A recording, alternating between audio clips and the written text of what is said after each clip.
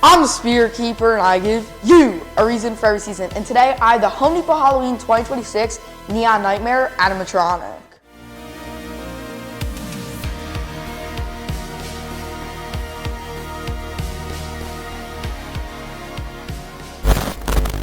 I first want to start off the video by saying welcome to my first unboxing of the 2026 Halloween season, as this right here is going to be the first animatronic you will be seeing on the channel for the season to come. And this is the Home Depot Jack-in-the-Box with all the neon LEDs, which was actually supposed to release last year, but did get canceled due to tariffs and did actually release in Canada. So we do already have a demo of this guy, and I kind of do know what to expect, but he is now being released in the US for 2026. As I'm sure most of you know, yesterday was the Home Depot Halfway to Halloween launch, and that's when I did end up getting this guy. And just a day later, he did already arrive. So I'm so excited to unbox him, but without wasting any more time, let's crack him open. Here we go, my first animatronic unboxing of 2026.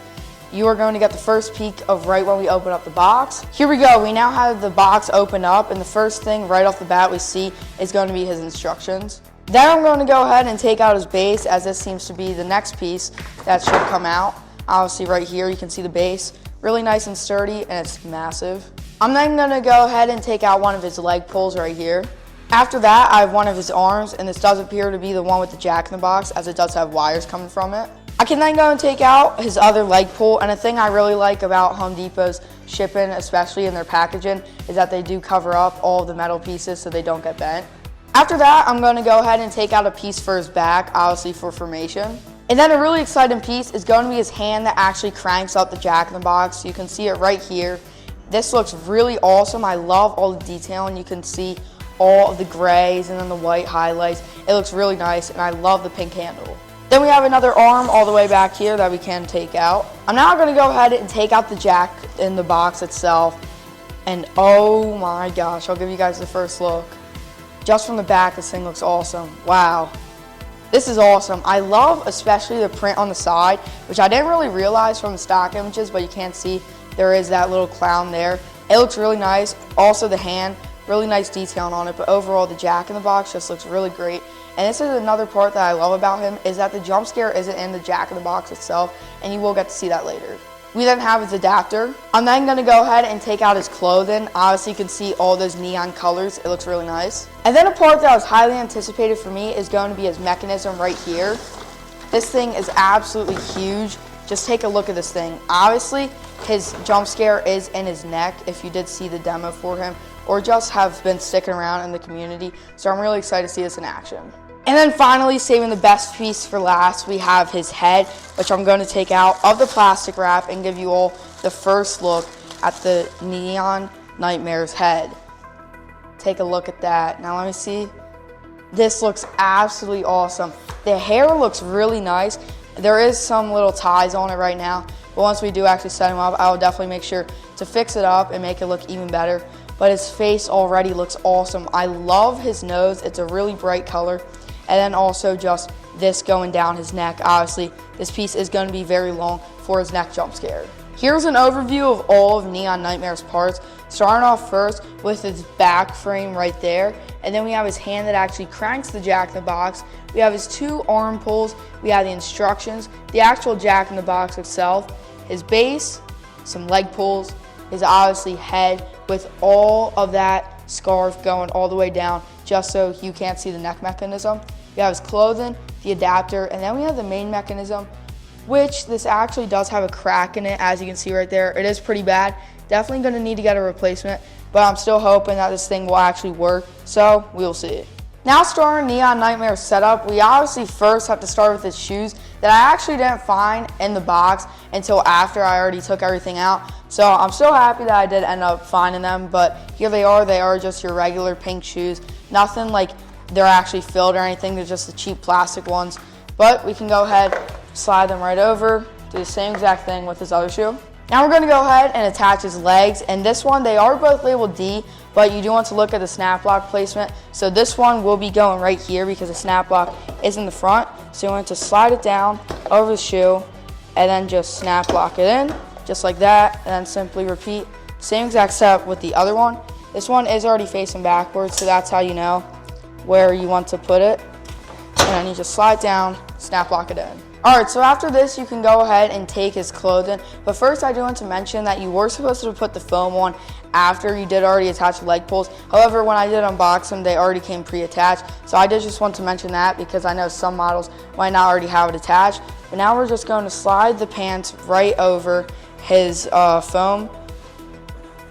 So now we can just go ahead and do this. You do want to slide it over each of his legs. After you go ahead and slide his clothes over top of him, we're now going to go ahead and attach the main torso piece. This piece does also include his entire mechanism and everything like that. So you just want to simply find out where the snap locks are.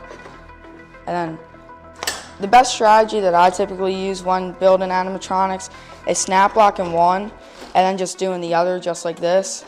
Tends to be the easiest, and now it's attached. We can then go ahead and pull up his clothing just like this, and then if you want you can velcro it around, but I do recommend leaving it open just because we are going to be connecting the arms after this. Okay, so I'm now going to go ahead and connect his left arm onto the connection, and it did have a cotter pin, but I did already take it off.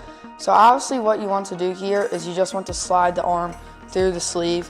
Obviously all animatronics are like this, it's all the same step.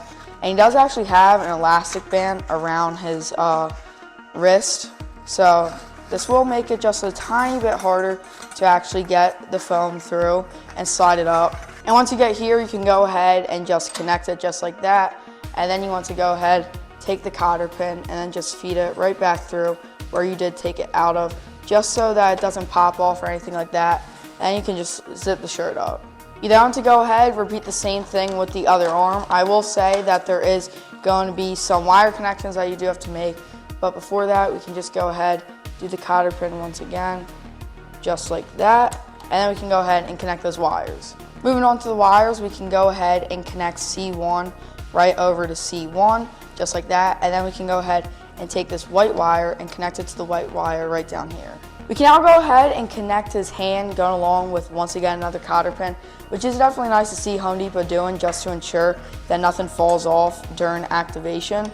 This arm is a bit weirder than other props I have put together, as it's kind of just hanging freely until you do actually obviously connect it to the jack-in-the-box itself. So now we can go ahead and do that.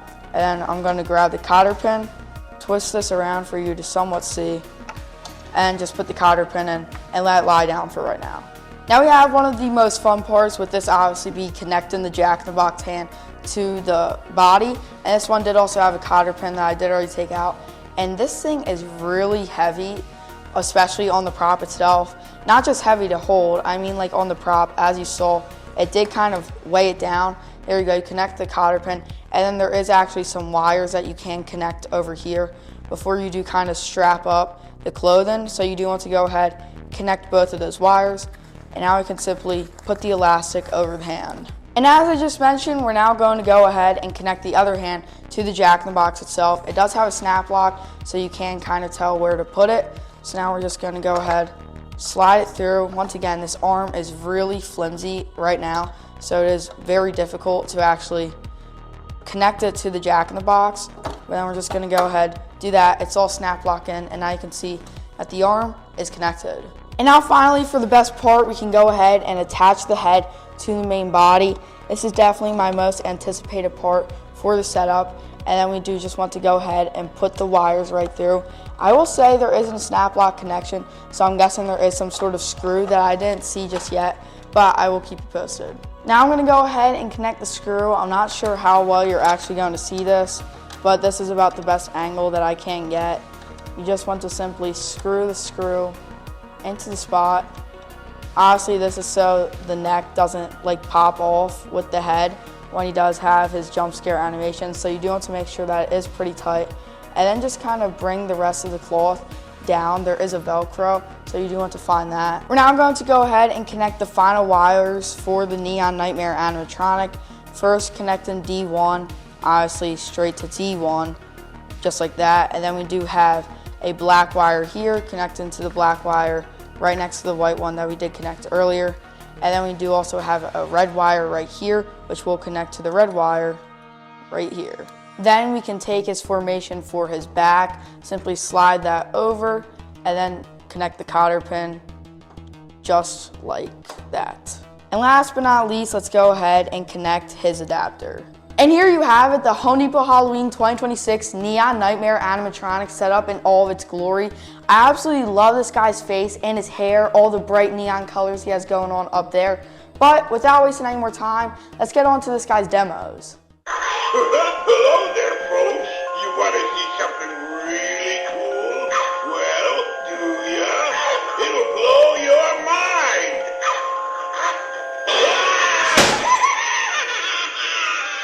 Bet you didn't see that one coming.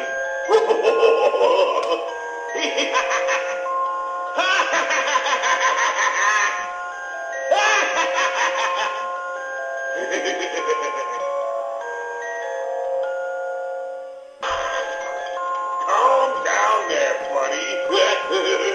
My little monster friend here wants a bite to eat, but don't get too close, or he might just bite. Whoa! Never mind, I'm the one who bites.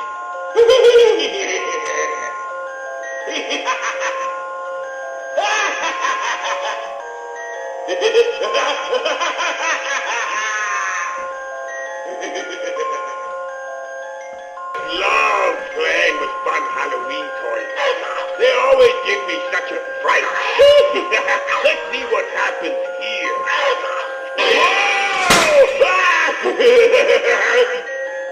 Didn't expect that one.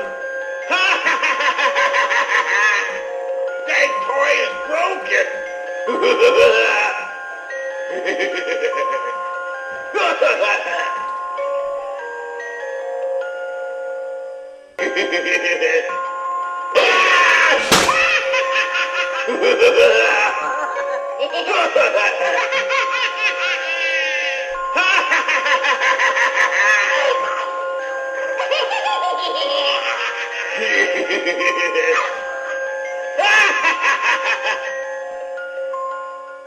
Well, there you have it, the demos for the Home Depot Neon Nightmare animatronic. Now, right off the bat, I want to say that this guy fully lived up to my expectations, especially just from seeing him online, because this mech is so much faster in person, and I mean so much faster. You really do have to see it in person to just get a feel how fast its neck really shoots out. I do want to say that I'm definitely going to have to get a replacement mech, just because I am getting a bit worried with this fast of an animation that I feel like the mech won't last for too long, especially with that large of a crack in it. So I definitely will be getting a replacement. But on to other parts that I love about this guy.